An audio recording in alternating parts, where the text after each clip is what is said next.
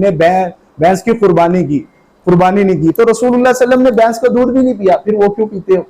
रसूलुल्लाह सल्लल्लाहु अलैहि वसल्लम ने भैंस का गोश्त भी नहीं खाया, वो क्यों खाते? लेकिन अक्सरियत मुसलमानों की ये कहती है कि भैंस और भैंसे की कुर्बानी बिल्कुल जायज़ है, लेकिन कुछ मुसलमान ये कहते हैं कि भैंस की कुर्बानी चूंकि साबित नहीं है, भैंस की कुर्बानी बिल्कुल साबित है। इसके हवाले से हमारे पास 4 किस्म के दलाइल हैं। पहली दलील हदीस से आप देख रहे हैं पाकिस्तान प्लस, मैं हूँ राना फारूक ताहिर। बात कुछ इस तरह है कि गुज़श्ता रोज़ हम एक दोस्त के साथ जानवर ख़रीदने के लिए कुर्बानी का मंडी में गए। वहाँ पर एक बहुत ही अच्छा भैंसा, जिसे कट्टा कहते हैं, वो पसंद आ गया। उसका सौदा भी हो गया, लेकिन एक सूफ़ी साहब आए और उन्होंने कहा कि ये आप क्या कर रहे हैं? हमने पूछा कि क्या हुआ है? उन्होंने कहा कि कट्टे भैंसे की कुर्बानी नहीं लगती, ये जायज़ नहीं है। तो हम परेशान भी हुए, लेकिन हम देहाती और पेंडू हैं, तो कई दहाइयों से हम देखते आ रहे हैं कि देहातों में ज़्यादा लोग कट्टे ही की कुर्बानी करते हैं। तो उसी मसले को लेकर हम आगे बढ़ रहे हैं। हमारे साथ मुमताज़ आलम दीन मुफ्ती शफाउल्लाह साहब मौजूद हैं। उनसे हम पूछते हैं कि भैंसा कट्टा, क्या इसकी कुर्बानी करना जायज़ है? आइए उनसे बात करते हैं। अस्सलामु अलैकुम वरहमतुल्लाहि वबरकातुहू। बिस्मिल्लाहिर्रहमानिर्रहीम, नहमदुहु व नुसल्ली अला रसूलिल करीम। भाई फ़ारूक ताहिर साहब, बहुत बहुत आपका शुक्रिया। आपने अल्लाह आपको जज़ाए खैर दे। आप जिस तरह से भी मुल्क की दीन की खिदमत कर रहे हैं, अल्लाह कबूल फरमाए और अल्लाह ताला इसमें मज़ीद इस्तिकामत और बरकत अता फरमाए। जो आपका सवाल है, इस हवाले से कुछ इख्तिलाफ तो मौजूद है मुसलमानों में, लेकिन अक्सरियत मुसलमानों की ये कहती है कि भैंस और भैंसे की कुर्बानी बिल्कुल जायज़ है।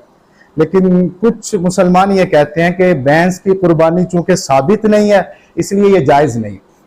भैंस की कुर्बानी बिल्कुल साबित है। इसके हवाले से हमारे पास 4 किस्म के दलाइल हैं। पहली दलील हदीस से है, और दूसरी दलील इजमाए उम्मत से है, और तीसरी दलील क़ियास से है, और चौथी दलील लुगत से है। मैं पहली दलील अर्ज करता हूँ हदीस से कि भैंस या भैंसे की कुर्बानी बिल्कुल जायज़ है।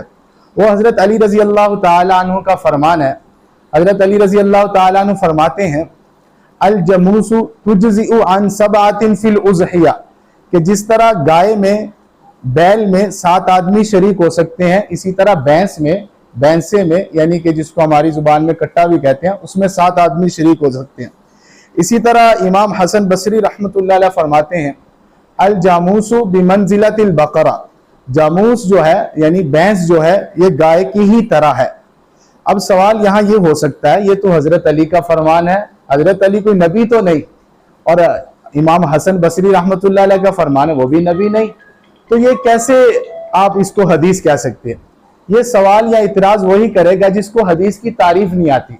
और हदीस की तारीफ ये है कि नबी पाक सल्लल्लाहु अलैहि वसल्लम के कौल और उनके फ़ेल और उनकी तकरीर, और सहाबा के कौल, सहाबा के फ़ेल, सहाबा की तकरीर, इसी तरह ताबी के फ़ेल और ताबी के कौल और ताबी के तकरीर को हदीस कहते हैं। यानी हदीस में 9 चीज़ें आती हैं।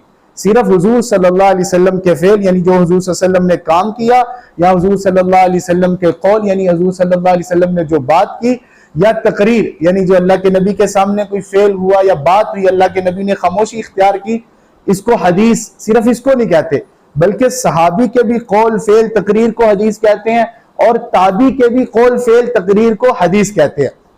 इसकी दलील मैं आपको देता हूँ। इसकी दलील यह है, अल्लामा इब्ने हजर अस्क़लानी रहमतुल्लाह अलैह ने शरह नुख़बतुल फ़िक्र में हदीस की ये तारीफ नकल किया। इसी तरह बहुत बड़े मशहूर मुहद्दिस हैं अल्लामा तीबी, उन्होंने शरह मिशकात, जो कि तीबी के नाम से है, उसमें भी ये तारीफ नकल किया। इसी तरह मौलाना खैर मोहम्मद जलंधरी रहमतुल्लाह अलैह ने खैरुल उसूल में भी हदीस की यही तारीफ नकल किया। लिहाजा हदीस से ये साबित हो गया कि भैंस की कुर्बानी बिल्कुल जायज़ है। इसी तरह दूसरी चीज़ मैंने अर्ज़ की, इजमाए उम्मत।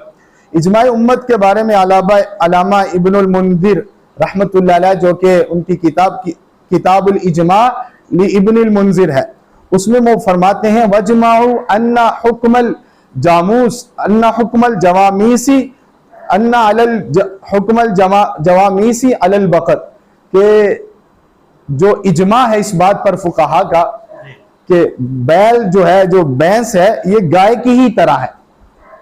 और इजमाई उम्मत इतनी मजबूत दलील होती है जिसके बारे में अल्लाह कुरान में फरमाते हैं वमन युशाक़िक़िर रसूल मिन बादि मा तबय्यन लहुल हुदा व यत्तबि गैर सबीलिल मुमिनीन नुवल्लिही मा तवल्ला व नुस्लिही जहन्नम, कि अल्लाह फरमाते हैं जो इजमाई उम्मत का इनकार करेगा ना उसको कभी हिदायत नहीं मिलेगी। नुवल्लिही मा तवल्ला और व नुस्लिही जहन्नम, और उसके बाद मरने के बाद वो जहन्नुम में जाएगा।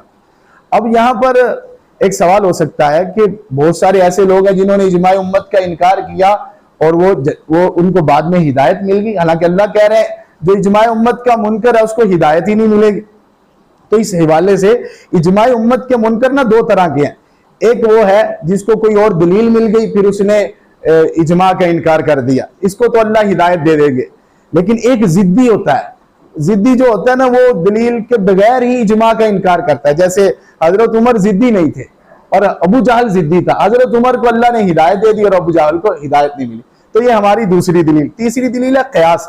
सुफियान सौरी रहमतुल्लाह अलैह फरमाते हैं कि हम भैंस का हिसाब गाय के साथ लगाएंगे, क्योंकि हदीस में आता है कि जहां गाय की ज़कात का हुक्म दिया गया वहां भैंस का नाम ही नहीं है, सराहत जो है वो गाय की है, भैंस की सराहत नहीं है।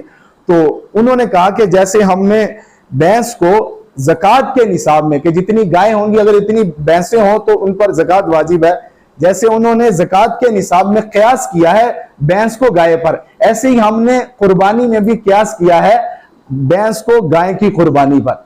और चौथी दलील लुगत में है कि जितनी भी लुगात है ना उनमें जो अल्लाह ताला ने कुरान में फरमाया ना समानियत अज़वाज मिनल बक़र इस्नैन व मिनल माज़ इस्नैन व मिनल बक़र इस्नैन, 8 तरह के जानवरों की कुर्बानी है, तो बकर का लफ्ज आता है। जितनी भी मशहूर लुगात हैं जो मुस्तनद मानी जाती हैं पूरे आलम इस्लाम में, जैसे लिसानुल अरब है, ताजुल उरूस है, बल्कि अल मुंजमिद है, इस सब में बकर का माना बकर का माना गाय के साथ जामूस यानी भैंस का भी किया गया। बल्कि अल मुंजमिद में है कि ये जो बड़ी गाय होती है इसको भी जामूस कहते हैं, यानी अरबी में भैंस को जामूस कहते हैं। तो लिहाजा ये 4 दलाइल हैं, ये इल्जाम है बिल्कुल साबित है, जैसे मैंने अर्ज कर दिया। अल्लाह ताला हम सबको समझने की तौफीक दे। जो मुफ्ती साहब लोग कहते हैं कि इसकी कुर्बानी नहीं होती, वो क्या दलील देते हैं और क्या बात पेश? उनकी दलील ये है कि रसूलुल्लाह सल्लल्लाहु अलैहि वसल्लम ने कुर्बानी भैंस की नहीं है। उसकी वजह यह है कि अरब में भैंस थी नहीं, तो जब थी नहीं तो फिर कुर्बानी कैसे करते। बल्कि एक वो मैं सुन रहा था कि वो एक अरबी कहने लगा मैंने कभी भैंस देखी नहीं।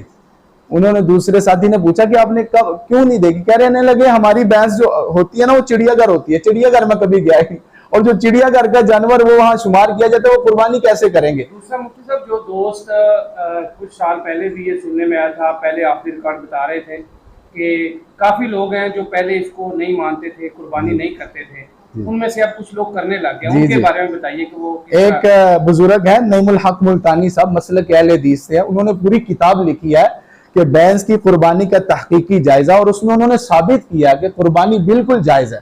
इसी तरह एक और मशहूर आलिम है इनके सोशल मीडिया पर, मुफ्ती अब्दुर्रहमान साहब, उनका भी चंद दिन पहले इंटरव्यू आया, उन्होंने भी कहा है, बल्कि उन्होंने कुरान से दलील दी है, मैं भी वो दलील कोट कर देता हूँ।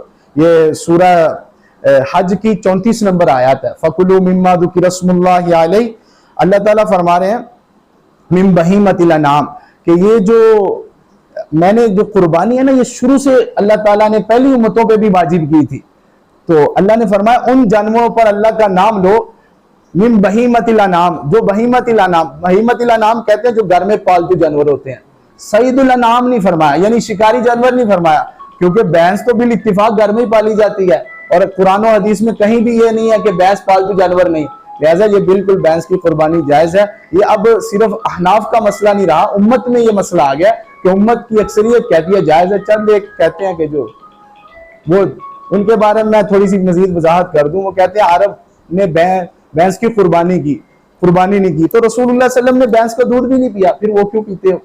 रसूलुल्लाह सल्लल्लाहु अलैहि वसल्लम ने भैंस का गोश्त भी नहीं खाया, वो क्यों खाते?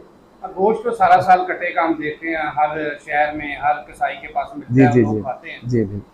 बल्कि ये जो हजरात कहते हैं ना भैंस की कुर्बानी जायज नहीं, वो भैंस की खल तो ले लेते हैं, जब कुर्बानी जायज नहीं खल क्यों लेते हैं? चलिए जी, बहुत शुक्रिया मुफ्ती साहब, अल्लाह आपको जज़ा दे, आपने। आमीन आमीन, बहुत जज़ाकल्लाह।